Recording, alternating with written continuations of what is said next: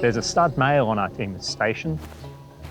He's from an extremely rare bloodline, and his genes are priceless. But I'm not talking about this prize specimen. I'm talking about a little bird. No bull.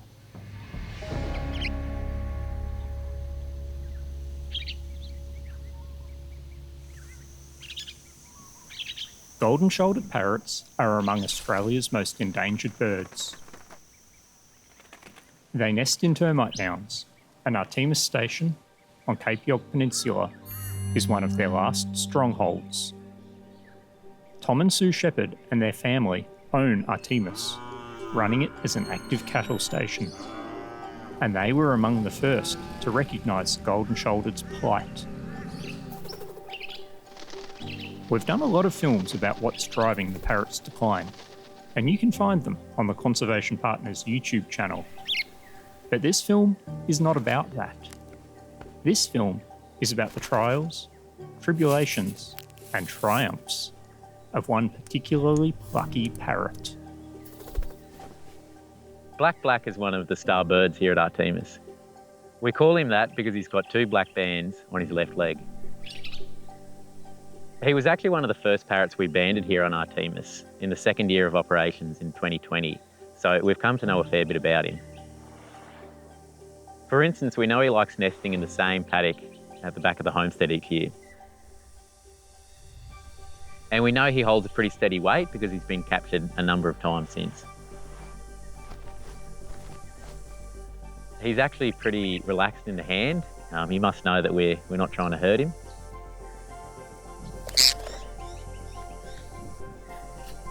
Fantastic. Yeah, he's definitely one of the friendlier birds. He seems very used to people. I've been really lucky. I've been able to film him for the last 3 years, and I think at this point he recognises my camera. I'm not going to say he recognises me.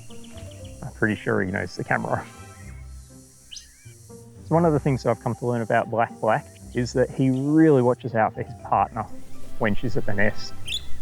He'll often put himself front and centre right there in the sunlight and act as a decoy so that all eyes are upon him and his partner can fly into the nest unobserved.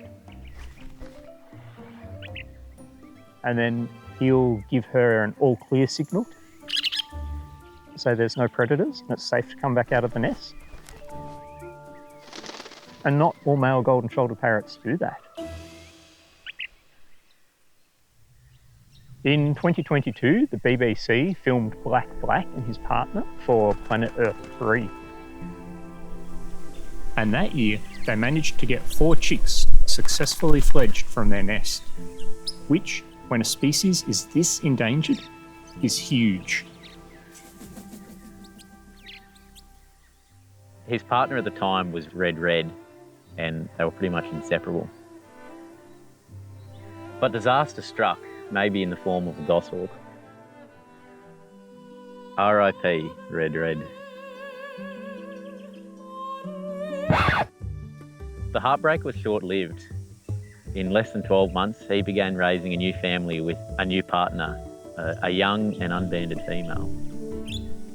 They had 2 chicks in 2023, but tragically just before they were expected to fledge, they were taken by a tree snake. It was Black's 2023 nest which started us thinking about methods to exclude tree snakes and other predators using electric fences.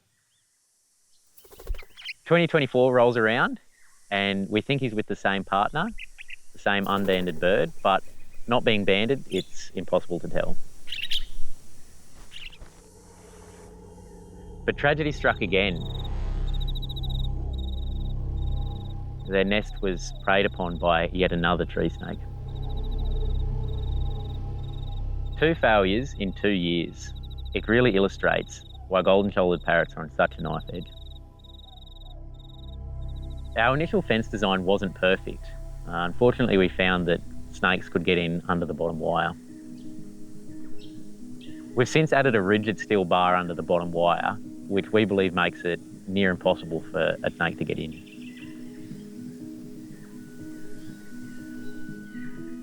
It's the 2025 breeding season and Black is missing in action. He's at least 8 years old now, so he's starting to get old for a wild golden-shouldered parrot. His disappearance is concerning, but he's not our only priority. We're trying to secure the nests of all the parrots remaining on Artemis, and that means finding them in this vast landscape. Yeah, so Pat and Hein have found this nest out here on the 15 Mile Flats. As soon as the female had finished laying her clutch, they came in and they completely secured it with snake-proof electric fencing. So it's kind of like Fort Knox, nothing is getting in there. Even though there's a little trail camera on the nest, the bands on the parrot's legs have been proving a little bit elusive. So I've come in and set up my cameras just to try and get an ID on who it might be at this nest. Male and female eventually come in. The male flies down to the nest, lands on the top of the termite mound, and below me down, he's got 2 black bands on his legs. It's black. What is he doing out here? He is 4 kilometres away from his usual nesting grounds. No wonder we couldn't find him. So it seems like he's maybe moved on from the place where his nest kept failing and is trying somewhere new. His partner again this year is an unbanded female, which is a little bit frustrating because we don't know if it's the same partner that he's had in previous years.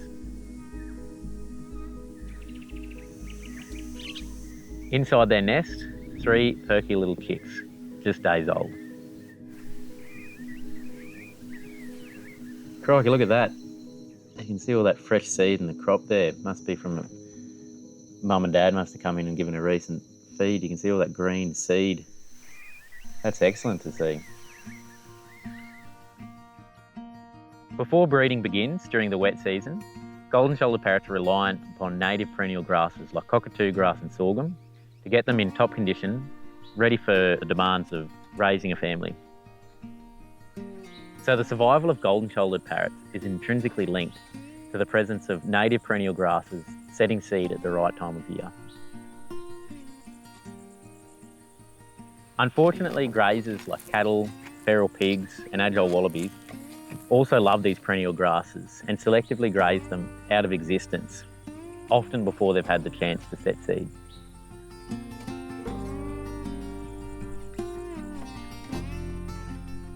Over the wet season just gone, we've done some experiments here on Artemis to see how we can get these grasses back into the system. The shepherds have let us fence off an area in the horse paddock to keep out grazing animals, and we've trialled various cultivation methods with some native grass seed supplied to us by Rio Tinto up in Weipa.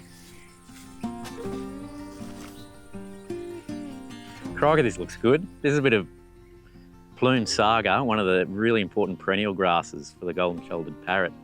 They rely on a sequence of grasses all coming into seed at different times, and sorghum is just one of those grasses that the parrots rely upon. It comes into season pretty early on in the wet season, and the parrots will definitely utilise that to feed as they're nesting, and then also to feed their chicks. Giant speargrass, 7 foot tall giant speargrass.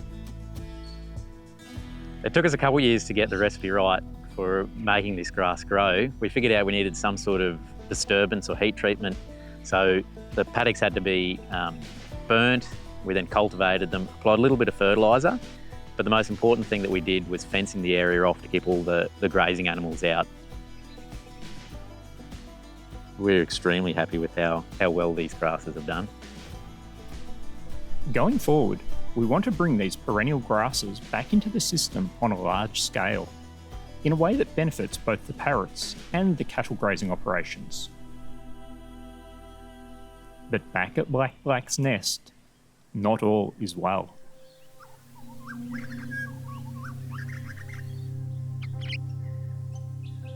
Yeah, so sadly not all 3 chicks have survived to this point.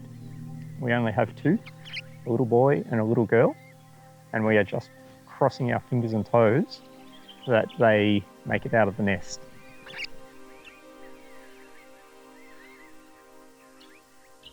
I am at Black's nest.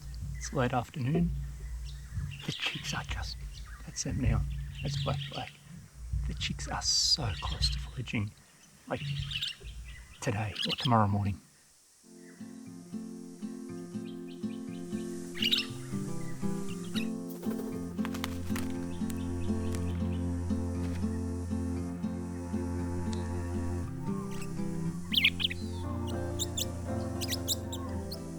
So the first chick to fledge was a little boy, and he didn't take too much encouragement. He just jumped out of the nest and flew off.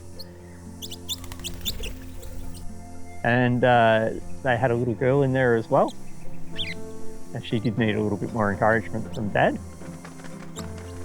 But Black, he knew just how to get her to leave the nest, and pretty soon they were off.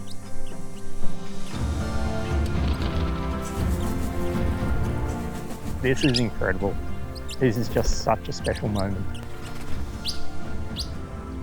Black's had a tough run over the last few years, losing his partner and multiple clutches of chicks. This is the breeding season he so desperately needed. And with at least 8 years under his belt, we believe he's set the longevity record for a wild golden-shouldered parrot. All of us at Conservation Partners have got a bit of a soft spot for Black, and we hope that in the years to come he manages to raise many more chicks.